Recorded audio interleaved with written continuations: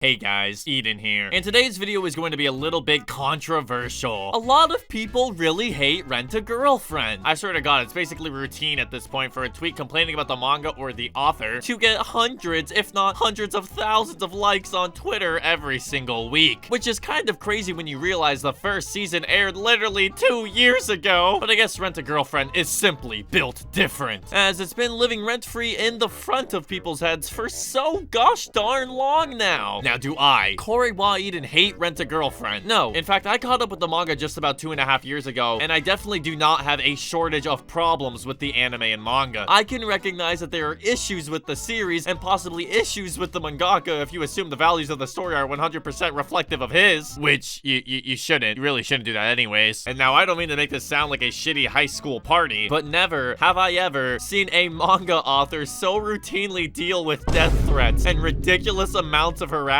as I have seen with the Rent-A-Girlfriend author. Sadly, that is. So today, I wanted to take a bit of a step back and look at the story of Rent-A-Girlfriend, the hate for Rent-A-Girlfriend, and the manga author of Rent-A-Girlfriend, and see if the harsh and honestly pretty cruel criticisms Rent-A-Girlfriend faces are at all warranted. If you would like to see me take a deep dive into other possibly controversial anime and manga, and see if I agree or disagree with the masses, then you can get this video to 10k likes. It helps me out a lot. Also, please feel free to leave a comment with another anime I should watch. I try to read and respond to all comments. Like the video. Okay, TY. Now, if you don't already know, Rent-A-Girlfriend is an anime that follows this 20-year-old college student named Kazuya Kinoshita after his very one-sided breakup with mommy. He got done pretty bad. And in order to cope with the loneliness, he installs a girlfriend rental service to his phone and starts utilizing the services of this girl named Chizuru Ichinose. But due to a bunch of wacky coincidences, they're made to keep up a lie that they're actually dating to avoid revealing that Chizuru does this weird job on the side, and that Kazuya is just kind of a complete fucking loser who lies to his family and friends. But as the manga develops, the lines between lies and truth slowly start to blur as more characters are implemented into the plot, and Kazuya and Chizuru grow closer and farther and closer and farther and over, oh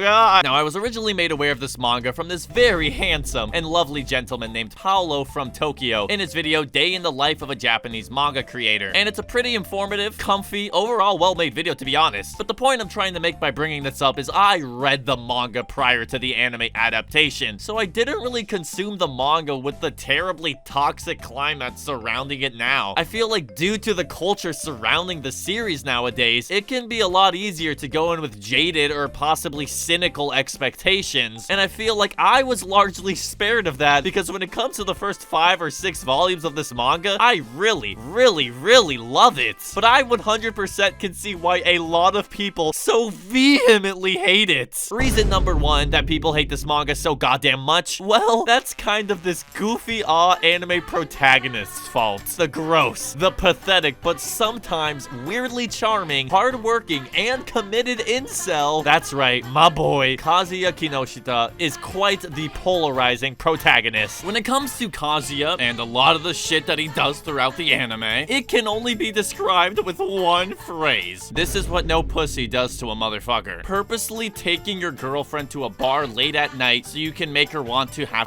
with you. That is what no pussy does to a motherfucker. Getting a boner thinking about your ex-girlfriend getting railed by another guy. That is what no pussy does to a motherfucker. Literally cooming thinking about another guy railing Chizuru when she's your girl. That is what no pussy does to a motherfucker. Look, what you need to understand is that Kazuya is an uncomfortable protagonist. He does stuff and sometimes it makes you feel really disappointed and grossed out. And I am here to say that whether you like it or not, that is simply the appeal of the anime, and I kind of fuck with it. This isn't adorable girl gets with masculine man. They're both cute. I love them. Oh my, they're so adorable. This is disgusting, lustful, incel male struggles to get back on his feet and make something for himself. It's unorthodox, unsettlingly realistic for some people, and goes against the tides of what many would consider a good romance anime. And for that reason, I personally respect it as a story, and respect Kazuya as a fictional character. Now, if he was a real person, on the other hand, well, I would do everything I could within my human power to file a restraining order. He is gross. I don't want him touching me or anywhere around my loved ones. But in the context of the story, I find it extremely entertaining, and that's kind of the entire fucking point of reading manga and watching anime, so take that, Twitter, you big dum-dum. The problem with this train of thought, however, is that the story, like many other mediocre romance anime, is specifically designed in a way to last as long as possible without any real progress happening. So if you go in looking for some serious development and are pissed that the story takes a very long time and gives you very little of that I understand. That I empathize with. That I can agree with, and I think it is a very fair critique. So go ahead and get angry about that, Twitter. I'll agree with you on that one. I like Rent-A-Girlfriend, but it just gets tiring, and I don't blame anyone for wanting to drop it, as that is what I did. But with season 2 airing, I am personally more willing to give it another chance. But you do you, and I will do me. Look, I just want to get to the part of the video where we talk about how unhinged the manga author is, because while I think the man can draw a fantastic pair of anime titties, I'm a little bit scared, as he has been recently showing some schizophrenic tendencies. So, let's talk about the rabbit hole that is Reiji Miyajima. Viewer discretion is advised. Now, before I go on with describing some of the stuff that the throat goat himself, Reiji Miyajima, has been up to in recent times, hey man, I think it's important to mention that I have no idea who this guy is. I mean, let's be honest, I live in the over here part of the world. This guy lives like over here. I'm really not speaking objectively about the guy, so please don't use my word as gospel or quote like literally anything I am about to talk about or anything I have already said in this video. I am not a credible source. That being said, as Rent-A-Girlfriend is assumably nearing its final weeks, months, I don't know, years of serialization, Reiji Miyajima has begun work on his sequel manga that will basically take the place of Rent-A-Girlfriend in his life. And that manga is titled Shiunjie Ke no Kodomo Tachi, or The Children of the Shiunju Family. If you like my Japanese pronunciation skills, you can comment down below. Trust me, I am not afraid of receiving compliments. The problem with this manga, and what made so many people vehemently angry with him, is that after creating the fucked up shit show that is Rent-A-Girlfriend, people were kinda hoping with this being his third manga, dude's been at it for a little while, that maybe he would kind of, I don't know, take his foot off the gas. Instead of doing that, however, he floored it. I mean, he was going 80 in a school zone, hitting babies left and right, gas, gas, gas. He was gonna step on the gas. It's a really fucked up incest manga. There, I said it, okay? And,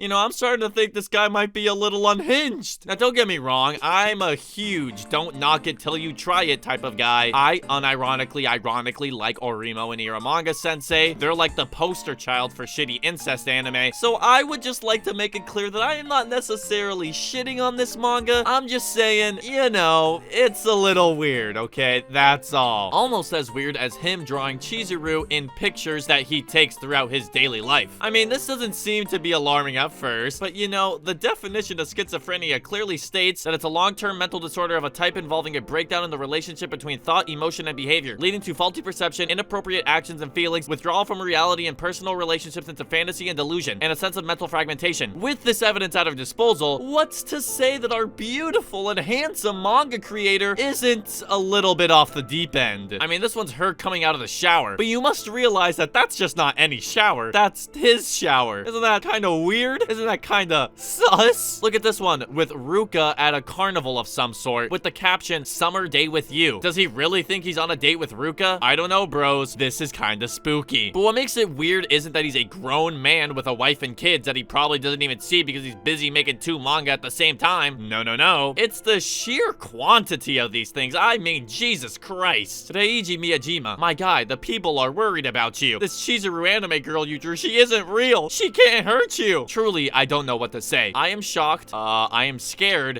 For the power that rests in this Japanese man's hands are far too strong, and the people on Twitter seem to have had enough. At this point, Reiji Miyajima has literally become more interesting than his own manga, and that's saying something. Now, as a professional working in the media, I obviously have to inform you that this is a developing story. So if you want to check up on our friend Reiji Miyajima sometime in the future, and maybe do a deep dive into all of his manga, then make sure to get this video to 10k likes. As far as Rent-A-Girlfriend goes, I think I'll just pick up season 2 as it's going to start airing around the time this video comes out, and if I find myself enjoying it, I will give the manga another go. As while researching this video, I did find myself pretty entertained by it, possibly even more so than when I first read it way back when. I don't remember exactly why I dropped it, but I think it's surely worth another try, just to see how bad or possibly good it gets. With a premise like this, you can never really know. Do you like Rent-A-Girlfriend? Do you hate Rent-A-Girlfriend? Let me know in the comments down below. Also, let me know what you think about all this Reiji Miyajima schizo posting. I'd love to hear your guys' thoughts on it. And with that said, a huge thanks to my patrons, and a huge thanks to you guys for watching this video.